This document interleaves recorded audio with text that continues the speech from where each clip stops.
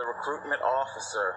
I can't remember what branch he was with, but this recruitment officer, he laughed at me, mocked me, made me feel a complete fool, and he said, and I quote, "The military doesn't need any more faggots," close quote. Man, you drunk. I'm going to bed. Good night. Oh, it's your turn to take care of Nasty, man. Fine. Come on, Nasty. Let's go. Keep that stinky dog out of my room, Winchell. Fine. We'll sleep in the hallway. Come on, Nasty. Come here. Fine. Let's go.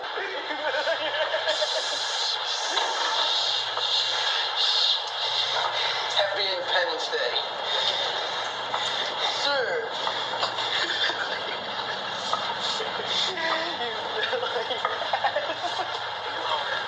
Holy shit. You got something on your face, man. What? I think it's a bruise from where Winchell hit you.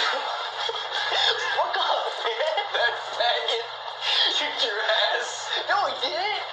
I kicked his ass.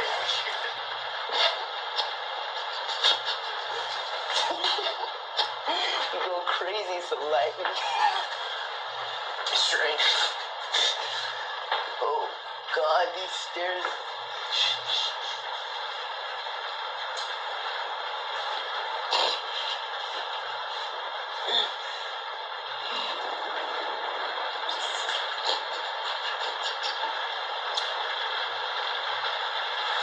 Why don't you slap it? Why don't you slap it? What, are you afraid? No. Smack it. You want to smack it?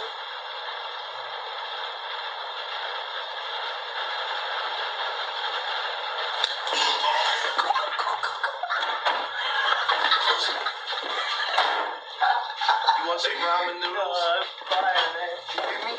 You hit me? No. What? Who's good? And leave me alone. I'm not fucking around with you. What?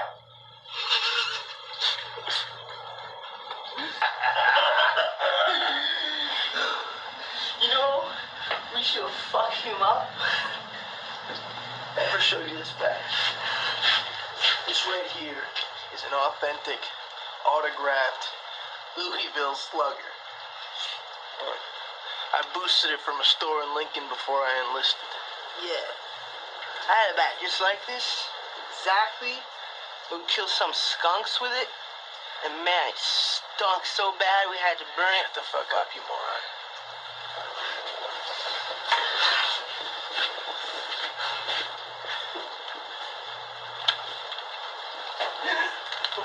Hey, how does your face feel where he hits you?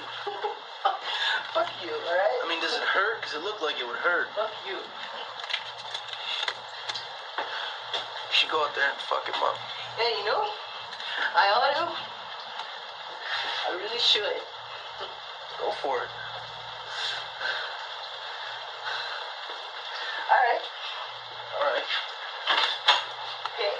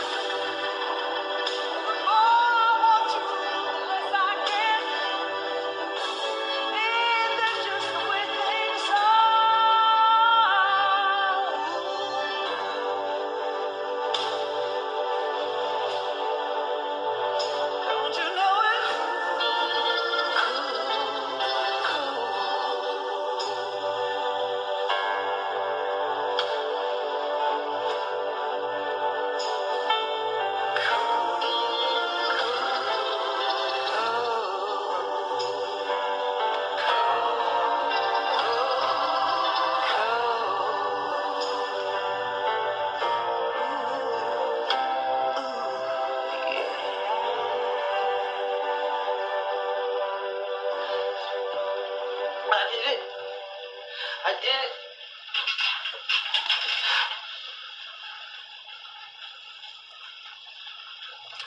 What's that? This is blood.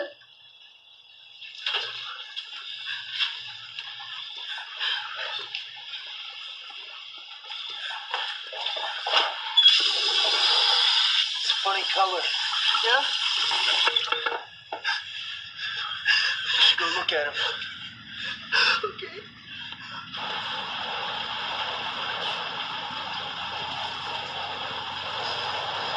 Won't be kicking anybody's ass now, faggot.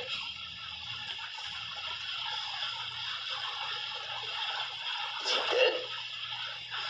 No, he's still moving. So what do you want to do about this, huh?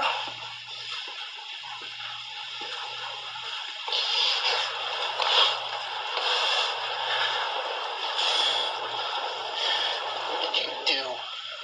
What? What did you do to him? Hey, I did what you told me to do. You fucker! You fucking asshole!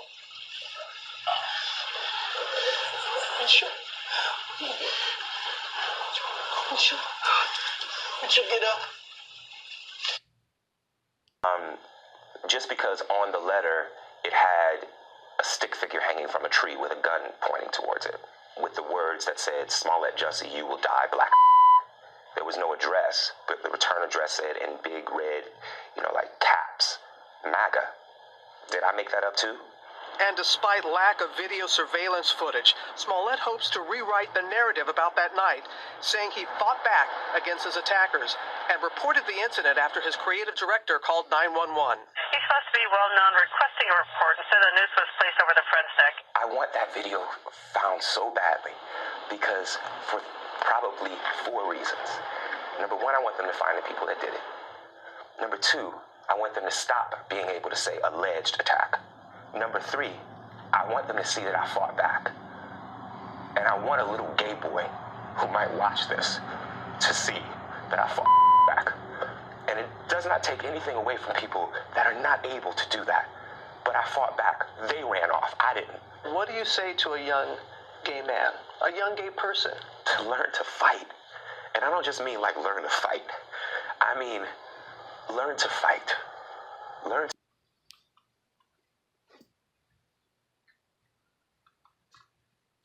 This is a tough one to call. Real tough. What up, guys? Total Control 871. Okay, so our intro. It's from a movie called Soldier's Girl. I believe it came out in 2003. As I told you guys before, long before there was open serve in the armed forces, there was Don't Ask, Don't Tell. The story of Barry Winchell. It's the true story that the movie Soldier's Girl was based off of. That was done under the time of Don't Ask, Don't Tell. I went with that intro because if indeed Jussie Smollett is lying, he truly does need to be shown what it is to be beaten to death or within an inch of your life. I am very worried that Jussie Smollett may have set civil rights, both black and for LGBT, back a quarter century, if indeed it is found that he is lying and that he orchestrated this. I put in the segment of the Robin Roberts interview. His emotion, it does seem very genuine. It does seem very raw. God knows I know what it feels like to not be believed. I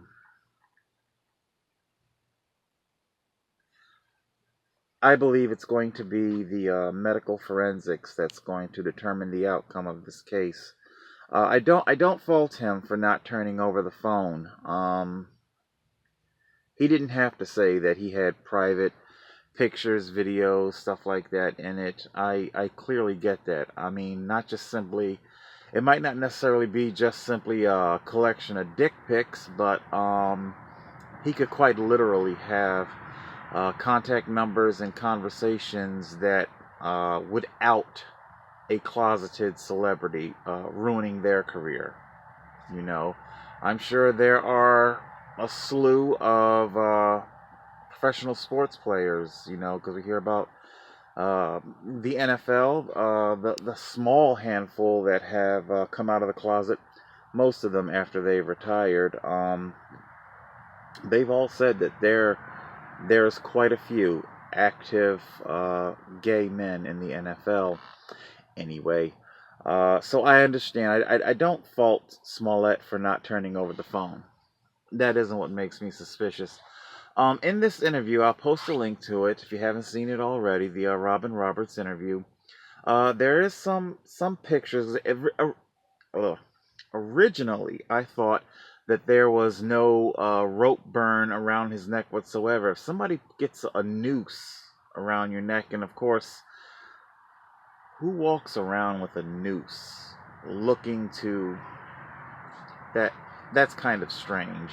So obviously this was premeditated. Whether it was staged and choreographed in conjunction with Smollett or not, whether the two men acted of their own accord, it wasn't spontaneous. I think we can conclude that it wasn't spontaneous, and that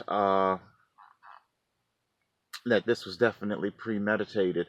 I just don't know if Smollett was a part of that premeditation or not. In the pictures that I've seen in the interview there with the ABC interview, it looks like we can see a very light rope burn. He's in the hospital gown, so this obviously the mark was seen or was photographed the night of the attack. You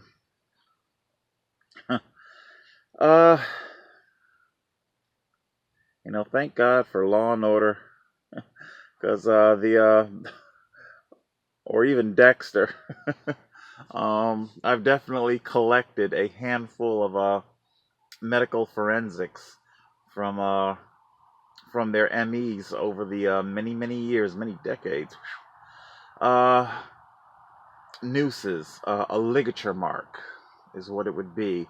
From what I've seen just of that tiny tidbit of picture, it looks like the ligature mark, it's coming downward, which isn't in his favor. And it doesn't look like it comes all the way across, meaning it looks like somebody that is right-handed held it taut that way. You get what I'm saying? Like maybe he held it against his own neck. I would need to know, what was his allegations thus far. Did the person in front of you put this noose around your neck, or the person in back of you? You said that you felt somebody come up behind you and kick you in the back. So who put the noose around your neck? The person in the front or the person in the back? Even still, front or back, if they've got a noose and they've got it around your neck, then usually, even if it's not a traditional noose slip knot, you know, did this knot close up, you know, and that it's down. We need to know the height of our perpetrators, alleged perpetrators. You know, are they pulling down? They may have been trying to pull him down to the ground. That's a possibility as well. So there's a bunch of medical forensics that I would need to know, you know, to know. They apparently, these attackers were somehow connected to the show Empire. Okay. I don't really know. Were they what? I don't know what their capacity was. I need to know that. Were you extras that weren't being used or got cut, or what's the motive there? You know, there's so much that I'd want to know. But I really do hope that Smollett is not faking this. I truly do. that movie Soldier's Girl was absolutely gripping and incredible. Um, it's kind of interesting. I was sitting here as I was getting tonight's episode together in my head. I was like, so much of mainstream straight society, if you ask them, they think that the first gay independent movie ever made was Brokeback Mountain in like 2007, 8, or whatever, whenever it came out. And of course, we in the LGBT community, we've known about these independent movies for years prior, movies and novels. Shout out to Giovanni's Room there in Philadelphia. Yeah. Anyway, so it's a LGBT periodical, videos, stuff like that. I forget the exact street that they're on, but Google them. Swing by. They could, small businesses can always use the support. Anyway. But Soldier's Girl was an incredible story. I've often heard it said that it is the villain of a movie that really makes it a success. I'm gonna butcher this last name, Sean Hatsoy, Hatosy, Hatsoy. It's a strange last name. I think it might be Irish. Anyway, he and Philip. Oh my God, I forget. How do you say his last name? I'm sorry, but I forgot. They definite him and his little sidekick there. Philip, I forget his last name. I'm sorry.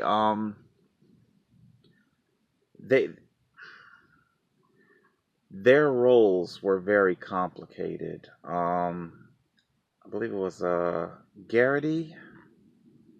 Garrity played our Barry Winchell, and Lee Pace played his transgender girlfriend.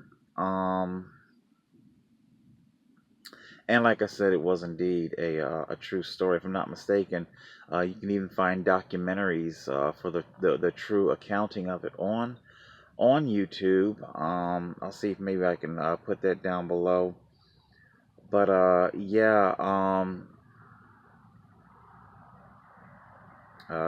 Sean Hatsoy, his character was very complicated. How was it complicated? And the way he pulled it off was incredible. If anything, it was almost like a modern incarnation of Othello, William Shakespeare's Othello. And there have been modern interpretations of Shakespeare's Othello. But what makes me feel like the movie was so Othello-like was the ambiguous, the enigmatic motive is what makes me feel that it's so Othello-like. In the many either film or TV or stage theater adaptations of Shakespeare's Othello, there have been all manner of creative license taken, interpretations of Iago's manipulation of Othello. In the play, in the original incarnation of the play, should you ever be so inclined to go to the library and maybe read it for yourself, Shakespeare originally wrote the piece with no clear motive for Iago's actions. Iago, he manipulates Othello into believing that his betrothed has betrayed him, that Desdemona has betrayed him, and that she has cavorted with Cassio.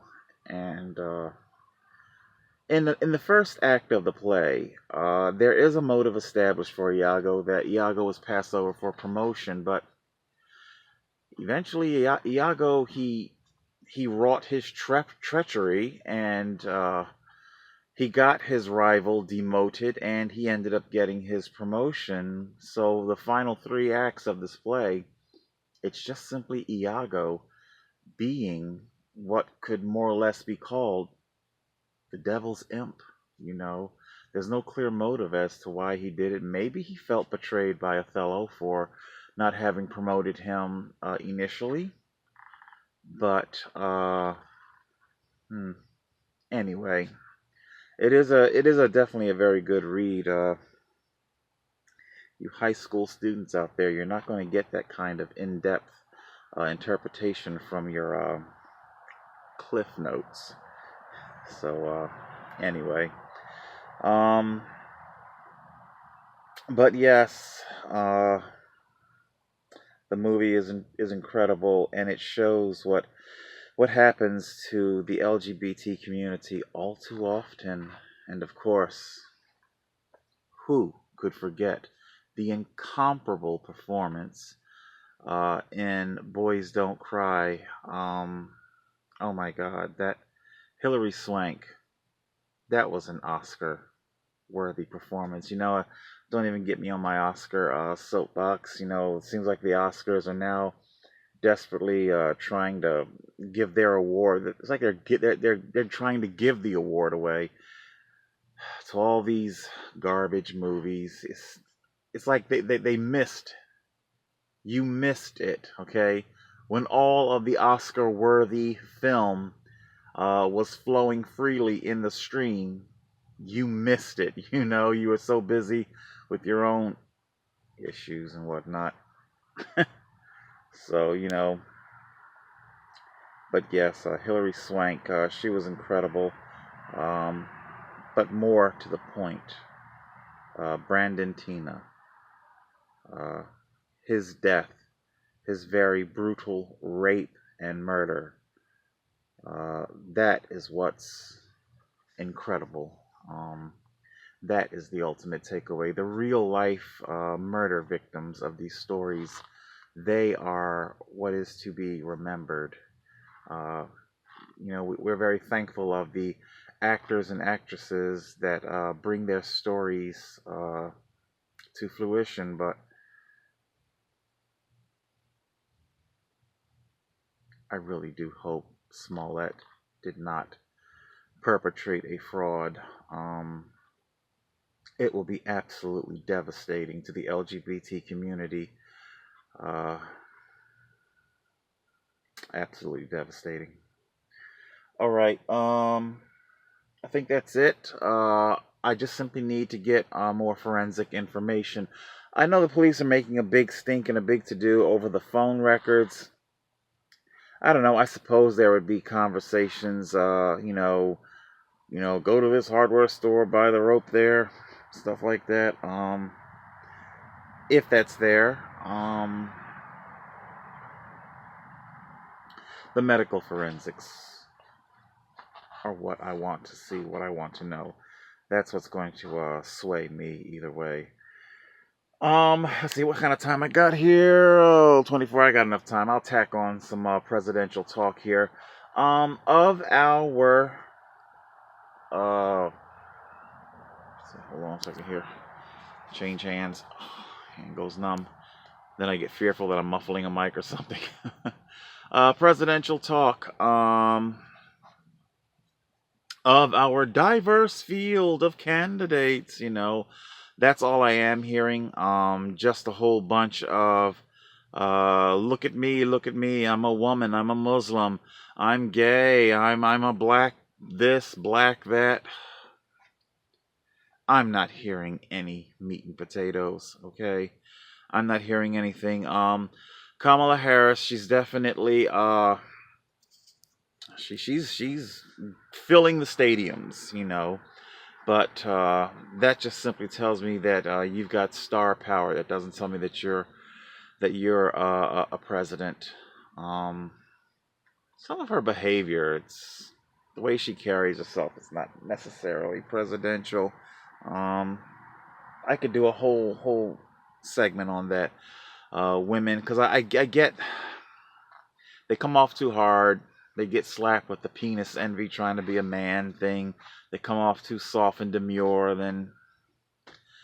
But I don't know.